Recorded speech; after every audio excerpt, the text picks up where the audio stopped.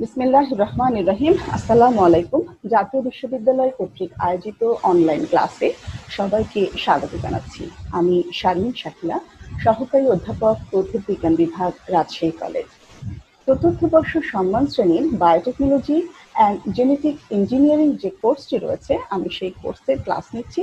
আজকে আমাদের lecture number 14 এবং লেকচারের শিরোনাম সিঙ্গেল সেল প্রোটিন। আজকের পাঠ শেষে শিক্ষার্থীরা জানবে সিঙ্গেল সেল প্রোটিন কাকে বলে বলতে পারবে, সিঙ্গেল সেল প্রোটিনের ধরন ও গুরুত্ব বলতে পারবে এবং সিঙ্গেল সেল প্রোটিনের উৎপাদন পদ্ধতি বলতে পারবে। তাহলে শিক্ষার্থীরা আমরা আমাদের পাঠের বিষয়বস্তুতে চলে যাই। আমরা প্রথমে যেটা জানবো যে সিঙ্গেল সেল প্রোটিন কাকে বলে। তো কৃত্রিম আবাদ মাধ্যমে এককোষী ব্যাকটেরিয়া, ইস্ট এবং বহুকোষী সূত্রাকার শৈবাল বা ছত্রাকের আবাদের মাধ্যমে প্রাপ্ত বায়োমাস, যা মানুষের খাদ্য এবং পশুর খাদ্য উপাদান হিসেবে ব্যবহৃত হয়, তাকে একক কোষ প্রোটিন বা সিঙ্গেল সেল প্রোটিন বলা হয়। আবার বলি, কৃত্রিম আবাদ মাধ্যমে এককোষী ব্যাকটেরিয়া, ইস্ট এবং বহুকোষী সূত্রাকার শৈবাল বা ছত্রাকের আবাদের মাধ্যমে প্রাপ্ত বায়োমাস, যা মানুষের খাদ্য এবং পশুর খাদ্য উপাদান হিসেবে ব্যবহৃত হয়, তাকে একক কোষ প্রোটিন বা সিঙ্গেল সেল প্রোটিন বলা হয়। অর্থাৎ এককোষী অণুজীবের প্রোটিন সমৃদ্ধ অংশ বিশেষকেই বলা হচ্ছে একক কোষ প্রোটিন বা সিঙ্গেল সেল প্রোটিন। এক্ষেত্রে অণুজীবের একক কোষ যখন মানুষ ও পশুর প্রোটিনের উৎস হিসেবে ভূমিকা পালন করে, তখন তাকে একক কোষ প্রোটিন বা সিঙ্গেল সেল প্রোটিন বলা হয়ে থাকে। তাহলে শিক্ষার্থীরা সিঙ্গেল সেল প্রোটিন কাকে বলে আমরা জানলাম। এবার আমরা একটু জানবো যে আমিষের চাহিদা পূরণে এই যে সিঙ্গেল সেল প্রোটিন, সেই সিঙ্গেল সেল প্রোটিনের ভূমিকাটা কিরকম। মানুষের সম্পূরক খাদ্য হিসেবে সরাসরি একক কোষ প্রোটিনগুলো ব্যবহার করা হয়ে থাকে। পশুর খাদ্য হিসেবেও ব্যবহৃত হয়। অণুজীবগুলোকে সহজে মাধ্যম থেকে পৃথকীকরণ করা সম্ভব হতে হবে। একক কোষ প্রোটিন উৎপাদনে ব্যবহৃত অণুজীবগুলো এমন হতে হবে যেন এদেরকে সহজেই শুকানো যায়। তাহলে একক কোষ প্রোটিনের ভূমিকা কেমন হতে হবে, যে মানুষের সম্পূরক খাদ্য হিসেবে সরাসরি একক কোষ প্রোটিনকে ব্যবহার করা হয়। এরা পশুর খাদ্য হিসেবে ওগুলো ব্যবহৃত হয়। অণুজীবগুলোকে সহজে মাধ্যম থেকে পৃথকীকরণ করা সম্ভব হতে হবে। আর একক কোষ প্রোটিন উৎপাদনে ব্যবহৃত অণুজীবগুলো এমন হতে হবে যেন এদেরকে সহজেই শুকানো যায়। এরপরে আমরা যেটা জানবো সেটা হচ্ছে একক কোষ প্রোটিনের উৎস।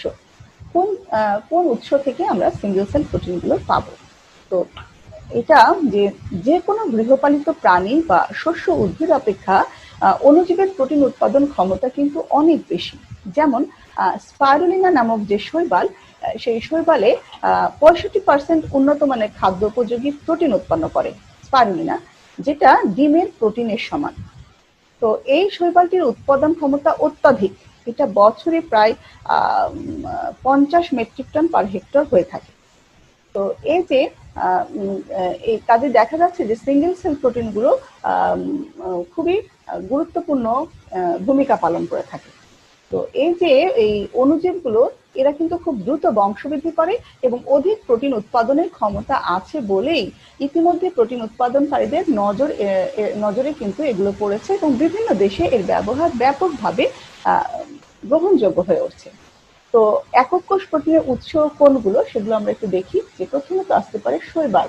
শৈবালের মধ্যে উদাহরণ হিসেবে আমরা বলতে পারি ক্লোরেলা, স্পাইরুলিনা, সিনেডেসমাস ইত্যাদি। এরপরে আসে ব্যাকটেরিয়া। ব্যাকটেরিয়ার মধ্যে সিউডোমোনাস, ব্যাসিলাস, নকার্ডিয়া এটসেট্রা। ছত্রাকের মধ্যে স্যাকারোমাইসিস, ক্যান্ডিডা ইত্যাদি। মোল্ডসের মধ্যে অ্যাসপারজিলাস, ট্রাইকোডার্মা ইত্যাদি। মাশরুমের প্রজাতিগুলোর মধ্যে রয়েছে অ্যাগারিকাস, মচেলা ইত্যাদি। এছাড়াও রয়েছে অ্যাক্টিনোমাইসিটিস, খড়কুটো, লেবুর পরিত্যক্ত অংশ, খেজুর ইত্যাদি। উচ্চ শক্তি সম্পন্ন উৎস যেমন তেল, গ্যাস, মিথেন ইত্যাদি। তাহলে শিক্ষার্থীরা একক কোষ প্রোটিনের উৎস আমরা জানলাম। কি জানলাম আমরা আরেকবার একটু রিপিট করি। যে একক কোষ প্রোটিনের উৎস হিসেবে আমরা পাবো শৈবাল, ছত্রাক, ব্যাকটেরিয়া, মোল্ডস, মাশরুম, অ্যাক্টিনোমাইসিটিস, খড়কুটো, লেবুর পরিত্যক্ত অংশ, খেজুর ইত্যাদি। উচ্চ শক্তি সম্পন্ন উৎস যেমন তেল, গ্যাস, মিথেন ইত্যাদি। তো শৈবালের মধ্যে কাদেরকে আমরা পাবো? ক্লোরেলা, স্পারুলিনা, সিনেটেসমাস ইত্যাদি প্রজাতিগুলো আমরা পাবো। ব্যাকটেরিয়ার মধ্যে আমরা উল্লেখ করতে পারি সিউডোমোনাস, ব্যাসিলাস, নোকার্ডিয়া। ছত্রাকের মধ্যে স্যাকারোমাইসিস, ক্যান্ডিডা। মোলসের মধ্যে অ্যাসপারজিলাস, ট্রাইকোডার্মা ইত্যাদি। মাশরুমের মধ্যে অ্যাগারিকাস, মচেলা ইত্যাদি। তাহলে এই ছিল সিঙ্গেল সেল প্রোটিনের উৎস। পরবর্তী স্লাইডে আমরা চলে যাই যে একক কোষ প্রোটিন উৎপাদনকারী অণুজীবের বৈশিষ্ট্য কেমন হবে। একক কোষ উৎপাদনকারী যে অণুজীবগুলো থাকে তাদের বৈশিষ্ট্যগুলো কেমন হবে আমরা এগুলো এখন একটু জানবো। এদের দ্রুত বৃদ্ধি এবং প্রতিরোধী হতে হবে। হ্যাঁ, এদের বৃদ্ধিটা খুব দ্রুত হবে। সরল ও স্বল্প মূল্যের আবাদ মাধ্যমে জন্মানোর উপযোগী হতে হবে। কোষ আহরণ ও প্রক্রিয়াজাতকরণ সহজ হতে হবে। উৎপন্ন পণ্য অধিক পাচ্য হতে হবে, অর্থাৎ সহজেই যেন এটা ডাইজেস্ট করা যায়, হজম করা যায়। উচ্চ মাত্রার পুষ্টি গুণ সম্পন্ন হতে হবে। শক্তির উৎসের সর্বোচ্চ ব্যবহারের ক্ষমতা থাকতে হবে। উৎপাদিত পণ্য সুগন্ধযুক্ত হতে হবে। এদের ফার্মেন্টেশন পদ্ধতি সহজ হতে হবে। অণুজীব সমূহ ক্ষতিকর হবে না এবং রোগ উৎপাদনে এরা অবশ্যই অক্ষম হবে, অর্থাৎ রোগ উৎপাদন করতে এরা সক্ষম হবে না। তাহলে একক কোষ প্রোটিন উৎপাদনকারী অণুজীবগুলোর বৈশিষ্ট্য আমরা জানলাম। আমরা আরেকবার একটু দেখে নিই যে একক কোষ প্রোটিন উৎপাদনকারী যে অণুজীবগুলো রয়েছে তাদের বৈশিষ্ট্যগুলো কিরকম। এদের বৃদ্ধি দ্রুত হবে এবং প্রতিরোধী হতে হবে। সরল ও স্বল্প মূল্যের আবাদ মাধ্যমে জন্মানোর উপযোগী হতে হবে। কোষ আহরণ ও প্রক্রিয়াজাতকরণ সহজ হতে হবে। উৎপন্ন পণ্য অধিক পাচ্য হতে হবে। উচ্চ মাত্রার পুষ্টি গুণ সম্পন্ন হতে হবে। শক্তির উৎসের সর্বোচ্চ ব্যবহারের ক্ষমতা থাকতে হবে। উৎপাদিত পণ্য সুগন্ধযুক্ত হতে হবে। এদের ফার্মেন্টেশন পদ্ধতি সহজ হতে হবে। অণুজীবগুলো ক্ষতিকর হবে না, রোগ উৎপাদনে সক্ষম নয়। চলে যাই আমরা পরবর্তী স্লাইডে। এবারে আমরা যে বিষয়টা জানবো সেটা হচ্ছে একক কোষ প্রোটিন উৎপাদনে অণুজীব ব্যবহারের সুবিধা। এই যে সিঙ্গেল সেল প্রোটিন হিসেবে যে অণুজীবগুলো ব্যবহার করা হচ্ছে এই অণুজীব ব্যবহারের সুবিধাগুলো কি কি এবার আমরা এগুলো একটু জানার চেষ্টা করি। হ্যাঁ, উদ্ভিদ এবং প্রাণী অপেক্ষা অণুজীবকে খুব সহজেই পরিবর্তন করা সম্ভব। অণুজীবগুলো তুলনামূলকভাবে অধিক প্রোটিন উৎপাদন করে এবং এই প্রোটিনের পুষ্টিমান অন্য যে কোনো প্রোটিন থেকেই উন্নত হয়। অণুজীব অনুকূল পরিবেশে খুব দ্রুত বৃদ্ধি পেতে পারে। নিম্নমানের দ্রব্য সামগ্রী যেমন ফলমূলের উচ্ছিষ্টাংশ, ঝোলা গুড়, খড়, ছানার পানি প্রভৃতি হতে প্রোটিন উৎপাদন করা যায়। অবিরত ফার্মেন্টেশন প্রক্রিয়ায় ব্যাপক হারে অণুজীব উৎপাদন করা যায়। জিন ট্রান্সফার টেকনিক ব্যবহার করে এর প্রোটিন ধারণ ক্ষমতা কিন্তু বৃদ্ধি করা যায়। হ্যাঁ, তাহলে একক কোষ প্রোটিন উৎপাদনে অণুজীব ব্যবহারের সুবিধাগুলো আমরা জানলাম। আমরা আরেকবার একটু দেখে নিই যে সুবিধাগুলো কি কি। উদ্ভিদ ও প্রাণী অপেক্ষা অণুজীবকে খুব সহজেই পরিবর্তন করা সম্ভব। অণুজীব তুলনামূলকভাবে অধিক প্রোটিন উৎপাদন করে এবং এই প্রোটিনের পুষ্টিমান অন্য যে কোনো প্রোটিন থেকে উন্নত। অণুজীব অনুকূল পরিবেশে খুব দ্রুত বৃদ্ধি পেতে পারে। নিম্নমানের দ্রব্য সামগ্রী যেমন ফলমূলের উচ্ছিষ্টাংশ, ঝোলা গুড়, খড়, ছানার পানি প্রভৃতি হতে প্রোটিন উৎপাদন করা যায়। অবিরত ফার্মেন্টেশন প্রক্রিয়ায় ব্যাপক হারে অণুজীব উৎপাদন করা যায়। জিন ট্রান্সফার টেকনিক ব্যবহার করেও প্রোটিন ধারণ ক্ষমতা বৃদ্ধি করা সম্ভব। এখানে কতগুলো অণুজীব যেগুলোকে সিঙ্গেল সেল প্রোটিন হিসেবে ব্যবহার করা হয় সেগুলো দেওয়া আছে। আমরা একটু দেখি যে এটা ফানজাই অর্থাৎ ছত্রাক গ্রুপের মধ্যে এটা ইস্ট, অ্যালগির সদস্য ব্যবহৃত হয় এবং ব্যাকটেরিয়ার সদস্যগুলো ব্যবহৃত হয়। এখানে সিঙ্গেল সেল প্রোটিনের একটা ছবি এই স্লাইডে আমরা দেখতে পাচ্ছি। আচ্ছা, এরপরে আসি যে স্পাইরুলিনা থেকে একক কোষ প্রোটিন উৎপাদন। স্পাইরুলিনা থেকে একক কোষ প্রোটিন উৎপাদন এটা কিভাবে হয় যে স্পাইরুলিনা আবাদ করার বেশ কিছু সুবিধা রয়েছে। হ্যাঁ, স্পাইরুলিনা আবাদ করে নানা দেশেই কিন্তু এই যে এককোষী প্রোটিন এটা উৎপাদন করা হচ্ছে এবং নানাভাবে এটাকে খাদ্য হিসেবে ব্যবহার করা হচ্ছে। ক্লোরেলা, সিনেডেসমাস এগুলোর থেকে স্পাইরুলিনা আবাদ করার কিছু সুবিধা রয়েছে। সুবিধাগুলো কি কি আমরা একটু দেখে নিই যে সহজে এবং স্বল্প মূল্যে সংগ্রহ করা যায়। এদের গ্যাসপূর্ণ ভ্যাকুল থাকায় এরা পানির উপরে ভেসে থাকতে পারে, ফলে এদেরকে সহজেই সংগ্রহ করা যায়। এদের পিএইচ 8 থেকে 11 অবস্থায় ভালো জন্মাতে পারে বলে ট্যাঙ্কে এদের মিশ্রিত হয়ে যাবার কোনো আশঙ্কা থাকে না। তাপ দিয়ে এদেরকে সহজেই শুকানো যায়, এরা সহজে পরিপাক হয়, কারণ এদের রয়েছে পাতলা প্রাচীর এবং নিম্ন নিউক্লিক অ্যাসিড উপাদান। এদের সেল ওয়ালটা এত পাতলা যে এটা ডাইজেস্ট হতে কিন্তু খুব সহজেই কিন্তু এটা ডাইজেস্ট হয়ে যায়।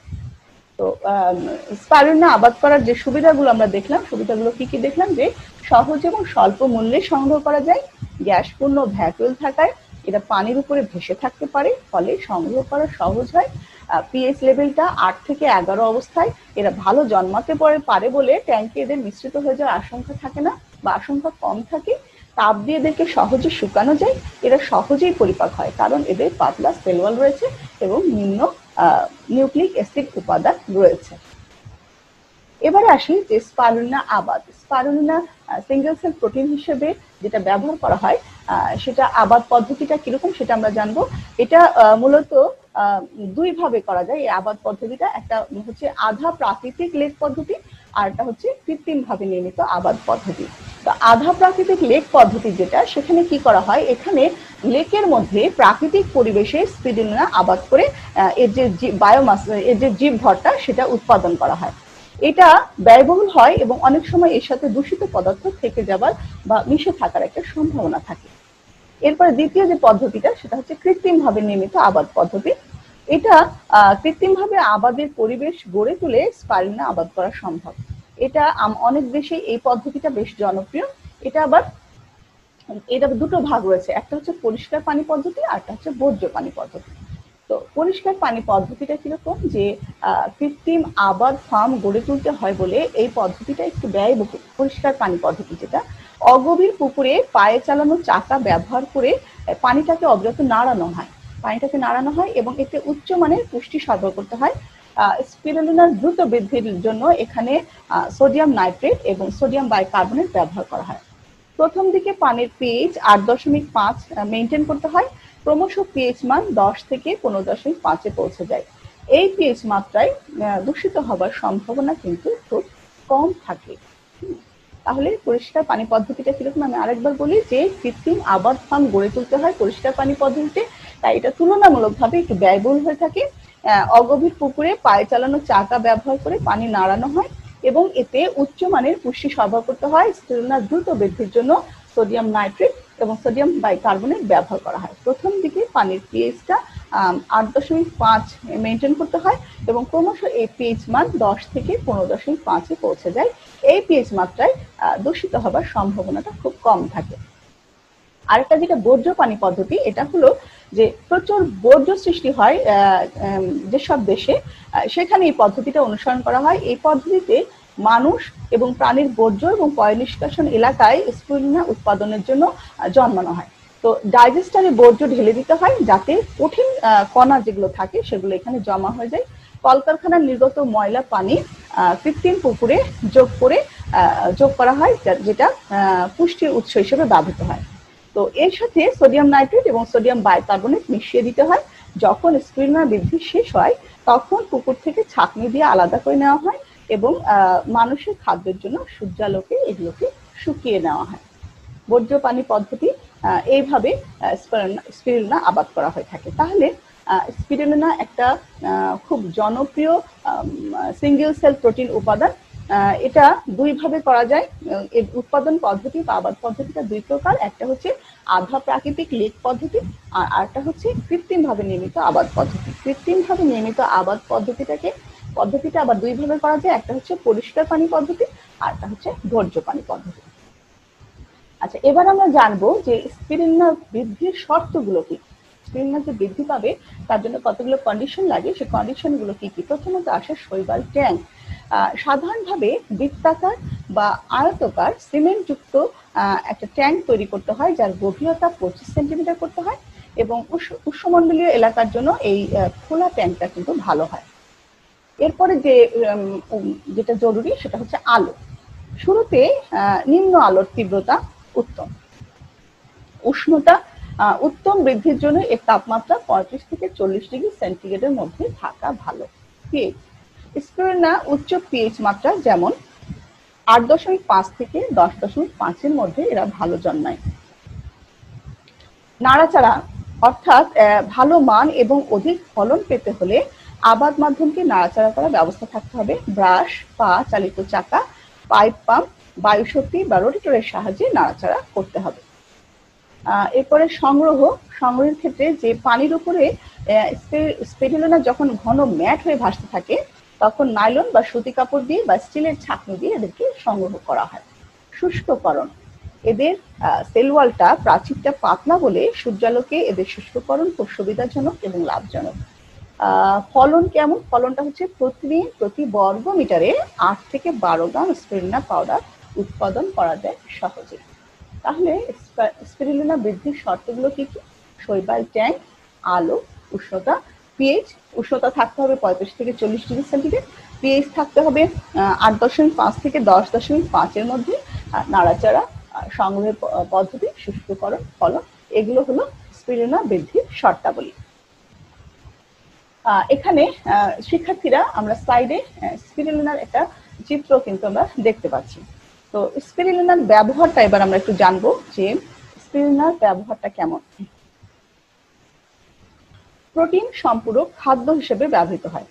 স্পিরুলিনায় প্রায় 62 থেকে 72% কিন্তু প্রোটিন থাকে। এছাড়াও ভিটামিন, অ্যামাইনো অ্যাসিড, খনিজ দ্রব্য, আঁশ ইত্যাদিতেও বেশ সমৃদ্ধ বলে এটা উন্নয়নশীল দেশের দরিদ্র শিশুদের সম্পূরক প্রোটিন হিসেবে ব্যবহৃত হয়ে থাকে। অর্থাৎ এটা খাদ্যমান বেশ উচ্চ খাদ্যমান সম্পন্ন এটা। আচ্ছা, স্বাস্থ্যকর খাদ্য হিসাবে স্পিরুলিনা স্বাস্থ্যকর খাদ্য হিসেবে অত্যন্ত জনপ্রিয়। মোটা না হয়ে যারা অধিক পুষ্টি সমৃদ্ধ খাবার খেতে আগ্রহী তাদের পছন্দের তালিকায় কিন্তু স্পিরুলিনা থাকে। এরপরে আসি ঔষধ হিসেবে। ঔষধ হিসেবে কি যে স্পিরুলিনার কিন্তু অনেক ঔষধি গুণাবলীও রয়েছে।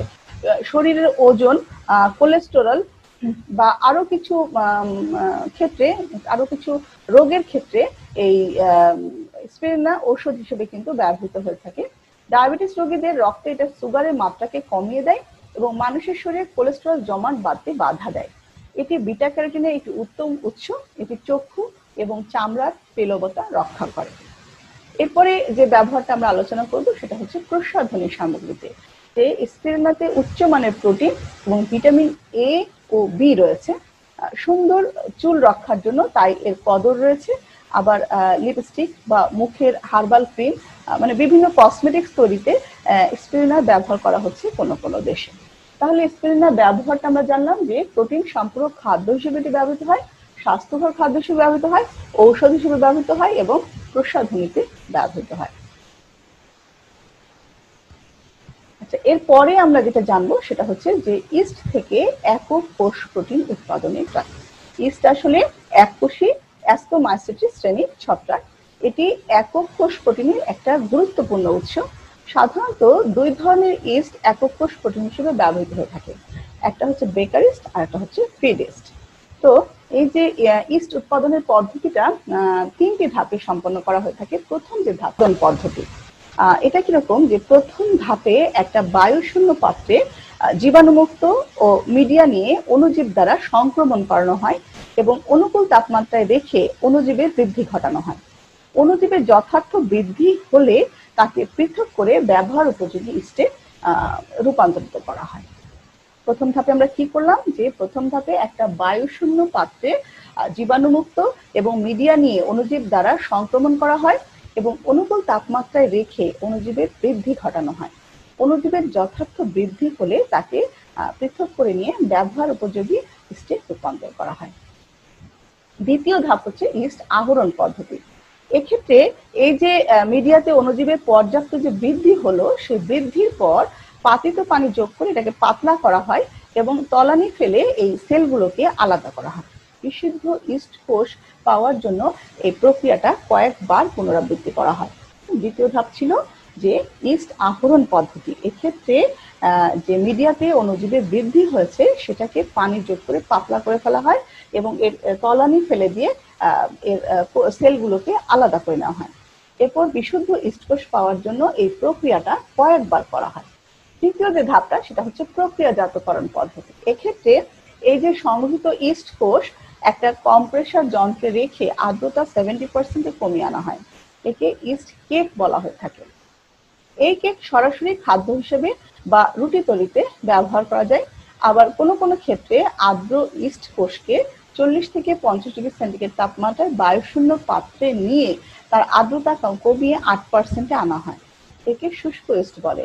শুষ্ক ইস্টের সাথে বিভিন্ন ধরনের সুগন্ধি দ্রব্য যুক্ত করে বায়ুরোধী প্যাকেটে বাজারজাত করা হয়ে থাকে।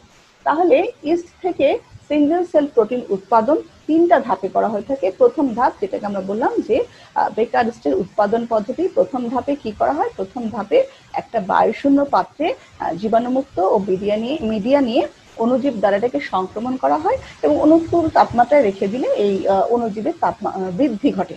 অণুজীবের যখন বৃদ্ধি হয় তখন পৃথক করে এটা ব্যবহার উপযোগী ইস্টে রূপান্তর করা হয়। দ্বিতীয় ধাপে ইস্ট আহরণ পদ্ধতি, যে প্রচুর পরিমাণে যখন ইস্ট সেল হয়ে গেল তখন সেটাকে পানি দিয়ে পাতলা করা হয় এবং তলানি ফেলে দিয়ে সেলগুলোকে আলাদা করা হয়। এই প্রক্রিয়াটা কয়েকবার করা হয়। আর তৃতীয় ধাপে যে এই যে সংহৃত ইস্ট কোষ একটা কম্প্রেসর যন্ত্রে রেখে তার আর্দ্রতা 70% কমিয়ে আনা হয়। একে ইস্ট কেক বলা হয়। এই কেক সরাসরি খাদ্য হিসেবে বা রুটি তৈরিতে ব্যবহৃত হয়। আবার কোনো কোনো ক্ষেত্রে এই যে আর্দ্র ইস্ট রয়েছে এই কোষগুলোকে 40 থেকে 50 ডিগ্রি সেন্টিগ্রেড তাপমাত্রায় বায়ুশূন্য পাত্রে নিয়ে তার আর্দ্রতা কমিয়ে 8% আনা হয়। একে 8% আনা হয়। একে শুষ্ক ইস্ট বলা হয়। এ পর্যায়ে এর সাথে সুগন্ধি দ্রব্য যোগ করে একে এয়ারটাইট প্যাকেটে করে বাজারজাত করা হয়ে থাকে। তো এই ছিল ইস্ট থেকে একক কোষ প্রোটিন উৎপাদনের পদ্ধতি। এরপরে আমরা যেটা জানবো সেটা হচ্ছে মাশরুম থেকে একক কোষ প্রোটিন উৎপাদন। মাশরুম কিন্তু এখন একটা খুব পপুলার খাবার। আমরা অনেকেই মাশরুম খেতে খুব পছন্দ করি এবং মাশরুম কিন্তু আমাদের দেশে বর্তমানে বেশ পপুলার হয়ে উঠছে দিন দিন। তো মাশরুম প্রাচীনতম উদ্ভিদগুলোর মধ্যে অন্যতম। বর্তমানে এটা একটা পুষ্টিকর সবজি হিসেবেই কিন্তু ব্যবহার করা হচ্ছে। সারা বিশ্বে কিন্তু মাশরুম পুষ্টিকর সবজি হিসেবে ব্যাপকভাবে সমাদৃত হয়।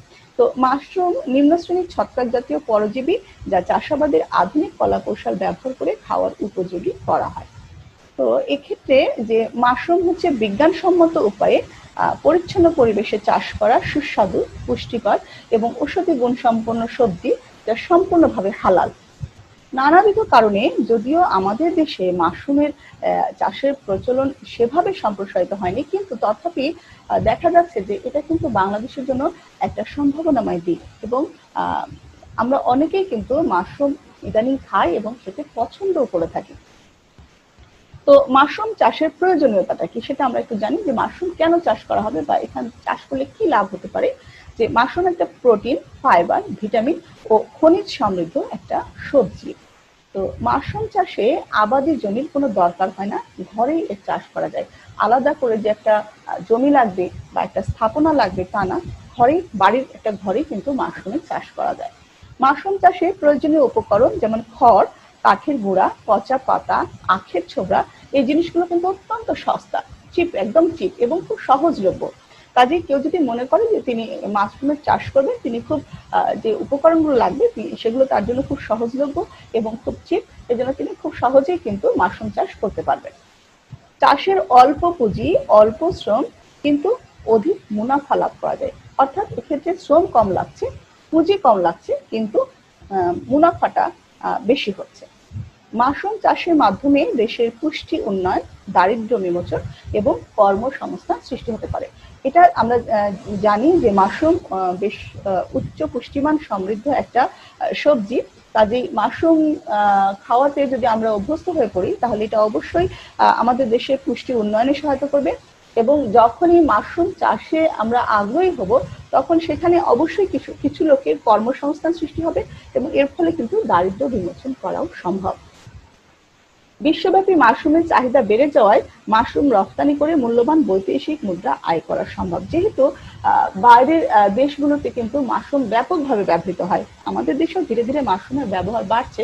কাজে আমরা যদি মাশরুম চাষে আগ্রহী হই এবং পর্যাপ্ত পরিমাণে মাশরুম চাষ করে যদি আমরা এগুলো বিদেশে রপ্তানি করতে পারি তাহলে কিন্তু আমরা বৈদেশিক মুদ্রা আয় করতে পারি।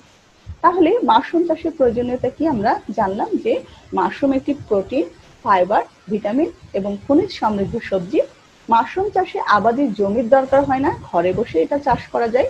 মাশরুম চাষের জন্য প্রয়োজনীয় যে উপকরণ লাগে অর্থাৎ খড়, কাঠের গুঁড়া, পচা পাতা, আখের ছোবড়া এগুলো অত্যন্ত সস্তা এবং সহজলভ্য হয়ে থাকে।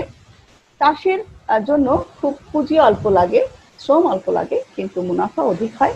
মাশরুম চাষের মাধ্যমে দেশের পুষ্টি উন্নয়ন করা যায়, দারিদ্র্য বিমোচন করা যায় এবং কর্মসংস্থান সৃষ্টি হতে পারে। বিশ্বব্যাপী মাশরুমের যেহেতু চাহিদা রয়েছে, কাজে এটা মাশরুম চাষের মানুষকে আগ্রহী করে এই মাশরুম কিন্তু বিদেশে রপ্তানি করার একটা বড় সুযোগ রয়েছে। এরপরে আসি যে মাশরুমের ঔষধি গুণ। মাশরুমের মধ্যে কিছু ঔষধি গুণ রয়েছে, সেই গুণগুলো কি আমরা এবার সেগুলো একটু জানার চেষ্টা করব। যে মাশরুমে রয়েছে আমিষ, শর্করা, চর্বি, ভিটামিন এবং খনিজের এমন সমন্বয় যা শরীরের রোগ প্রতিরোধ ক্ষমতাকে বৃদ্ধি করে। তাহলে আমরা কি দেখলাম যে মাশরুমে আমিষ রয়েছে, কার্বোহাইড্রেট রয়েছে, ফ্যাট রয়েছে, ভিটামিন এবং খনিজ লবণের একটা সমন্বয় রয়েছে, যেটা শরীরে ইমিউনিটি পাওয়ার বাড়াতে সাহায্য করে। মাশরুমে যে ফ্যাট এবং কার্বোহাইড্রেট সেটা কম থাকায় এবং ফাইবারটা বেশি থাকায় এটা ডায়াবেটিস রোগীদের জন্য কিন্তু খুব আদর্শ একটা খাবার। বাত, ব্যথা, জন্ডিস, কৃমি, রক্ত বন্ধ হওয়ার কাজে মাশরুম কার্যকরী। মাশরুমে আছে শরীরে কোলেস্টেরল কমানোর কার্যকরী উপাদান, তাই নিয়মিত মাশরুম খেলে হৃদরোগ এবং উচ্চ রক্তচাপ নিরাময় করা যায়। মাশরুমে রয়েছে প্রচুর পরিমাণে ক্যালসিয়াম, ফসফরাস এবং ভিটামিন ডি, যা শিশুদের দাঁত ও হাড় গঠনে অত্যন্ত কার্যকর।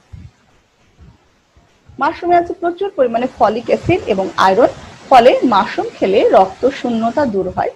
মাশরুমে প্রচুর এনজাইম থাকায় এটা হজমে সহায়তা করে, এটা রুচি বাড়ায় এবং এটা পেটের পীড়া নিরাময়।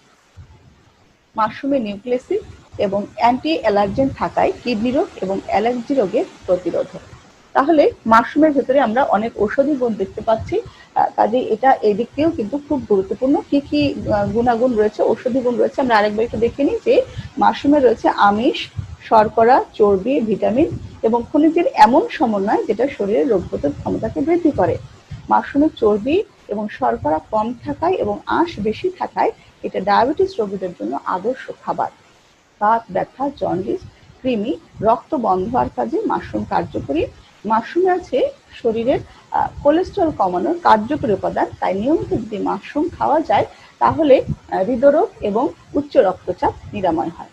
মাশরুমে রয়েছে প্রচুর পরিমাণে ক্যালসিয়াম, ফসফরাস এবং ভিটামিন ডি, যা শিশুদের দাঁত ও হাড় গঠনে অত্যন্ত কার্যকর।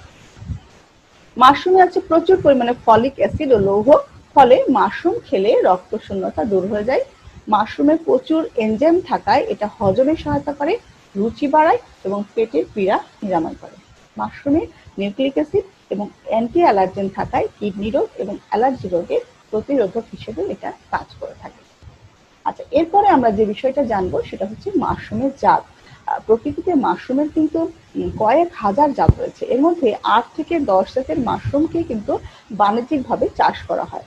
আর্দ্রতা এবং এই প্রাপ্ত কাঁচামালের ভিত্তিতে মাশরুমের যে প্রজাতিগুলো চাষ করা যেতে পারে, যেগুলো নাম আমরা উল্লেখ করতে পারি, সেটা হচ্ছে ঝিনুক মাশরুম, দুধ মাশরুম, খড় মাশরুম, বোতাম মাশরুম, ঋষি মাশরুম ইত্যাদি। এই মাশরুমগুলো কিন্তু চাষ করা হয়ে থাকে।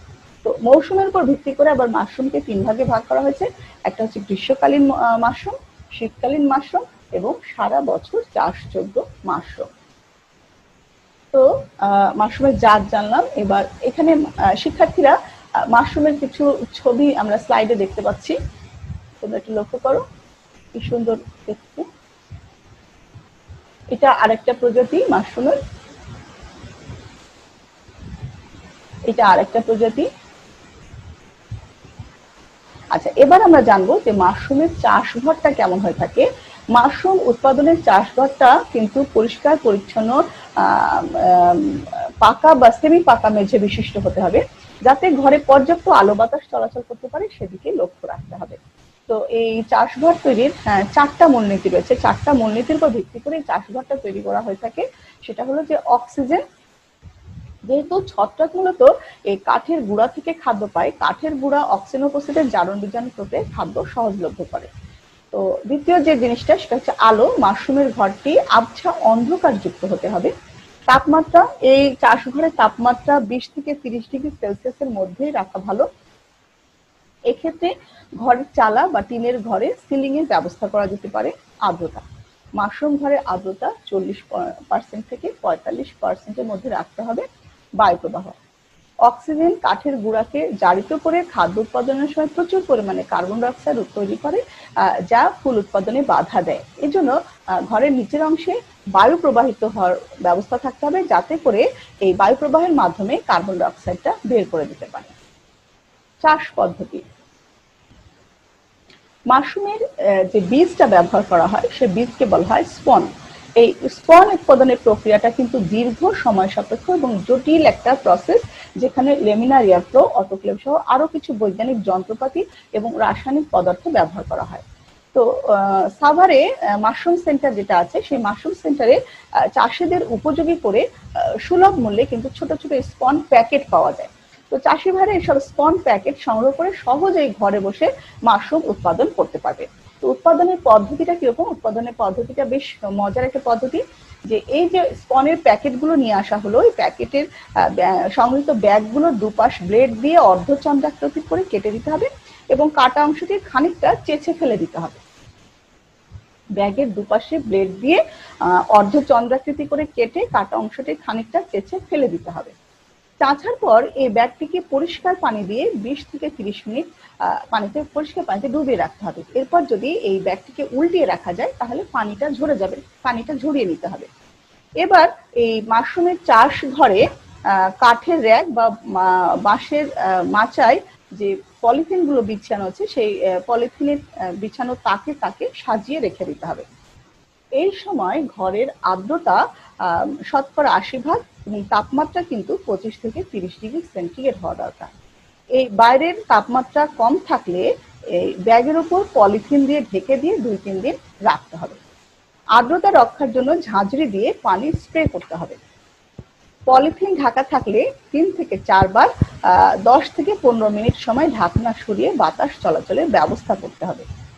2-3 দিনের মধ্যেই এই ব্যাগের যে কাটা অংশ, সেখানে মাশরুমের সাদা অঙ্কুর পিনের মাথার মতো হয়ে বের হয়ে আসবে এবং 5 থেকে 7 দিনের মধ্যেই এই মাশরুম বড় হলে কিন্তু সংগ্রহ করার উপযোগী হয়ে যায়। মাশরুমের ফুলের শিরাগুলো ঢিলা হওয়ার আগেই মাশরুম সংগ্রহ করাটা ভালো। প্রথমবার মাশরুম তুলে নেওয়ার পর এই প্যাকেট একদিন বিশ্রাম অবস্থায় রাখতে হবে এবং পরের দিন কাটা অংশে পুনরায় ব্লেড দিয়ে চেঁচে আগের মতো করেই নিয়মিত পানি স্প্রে করতে হবে। এর ফলে 10 থেকে 12 দিন পর আবার মাশরুম সংগ্রহ করা যাবে। এইভাবে একটা প্যাকেট থেকে 6-7 বারে মোট 200 গ্রাম মাশরুম কিন্তু পাওয়া যায়। তো এখানে আরেকটা জিনিস যেটা লক্ষণীয়, যে মাশরুম চাষে যে পোকামাকড় এবং রোগ বালাই দমন, মাশরুম মাছি পোকার প্রকোপ দেখা দিতে পারে মাশরুমে। তো এর জন্য ম্যালাথিয়ন 0.1% স্প্রে করা যেতে পারে। এছাড়া প্যাকেটের ভেতর সবুজ বা নীল মোল্ড দেখা দিলে ফর্মালডিহাইড 4% দিয়ে তুলো ভিজিয়ে সংক্রমিত অংশে লাগিয়ে দিতে হবে। মাশরুমের ব্যবহারটা কিরকম? যে মাশরুম দিয়ে কিন্তু অনেক মুখরোচক রকমারি খাবার কিন্তু তৈরি করা হয়। মাশরুম দিয়ে যে খাবারগুলো হয়, মাশরুমের সবজি হয়, মাশরুমের চিকেন স্যুপ হয়, চিংড়ি মাশরুম হয়, মাশরুম ফ্রাই হয়, মাশরুম বিরিয়ানি হয়, মাশরুম পোলাও হয়, মাশরুম নুডলস হয়, মাশরুম কারি হয়, মাশরুমের আচার হয়।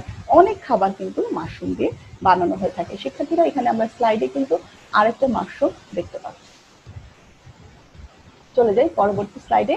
উচ্ছিষ্ট বস্তু হতে একক কোষ প্রোটিন। এক্ষেত্রে কি হবে, যে ঝোলা গুড়, খড়, ছানার পানি, জলপাই আবর্জনা, খেজুরের উচ্ছিষ্ট, নর্দমার প্রাণীজ যে সার ময়লাগুলো, এইসব উচ্ছিষ্ট দ্রব্য সামগ্রী হতে এই অনুজৈবিক প্রক্রিয়ায় প্রয়োজনীয় দ্রব্যাদি উৎপাদন করা সম্ভব। এসব উচ্ছিষ্ট বস্তু ব্যাপক হারে কিন্তু পরিবেশকে দূষণ করে। যদি এসব বস্তুকে সঠিকভাবে কাজে লাগানো যায় তাহলে একদিকে যেমন পরিবেশ দূষণটা হ্রাস পায়, অপরদিকে আর্থিকভাবেও লাভবান হওয়া যায়।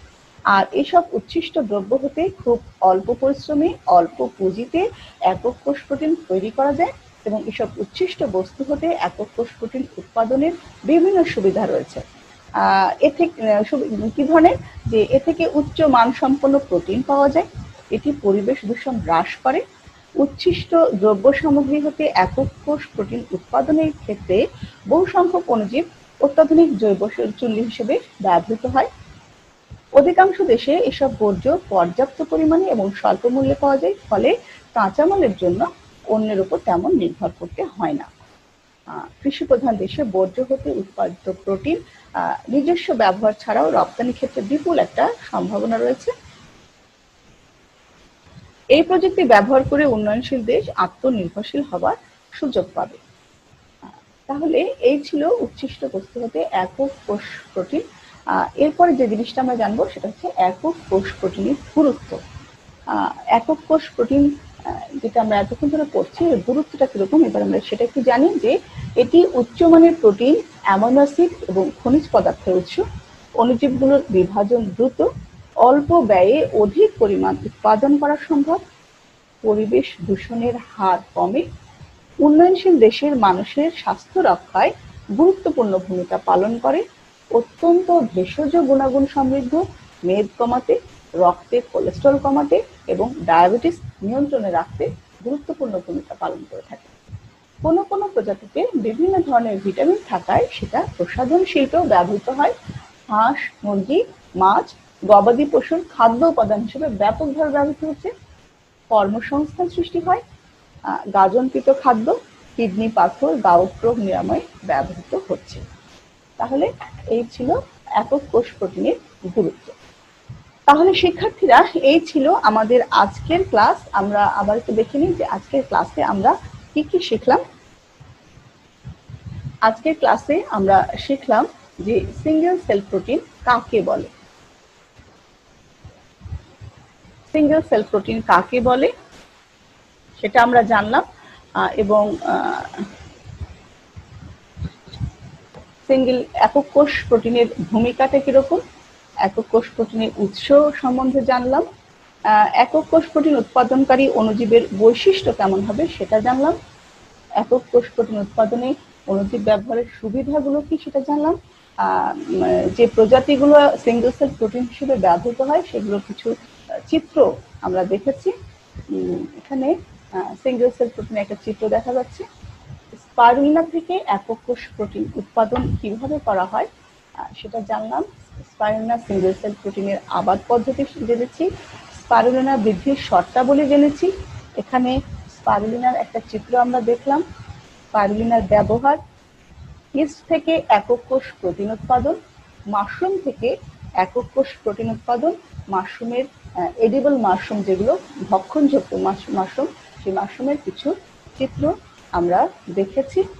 মাশরুমের চাষঘর সম্বন্ধে জানলাম, চাষ পদ্ধতি জানলাম, উৎপাদন পদ্ধতি জানলাম, উচ্ছিষ্ট বস্তু হতে একক কোষ প্রোটিন এটা জানলাম, এবং একক কোষ প্রোটিনের গুরুত্ব, এই বিষয়গুলো আজকে আমরা জানলাম।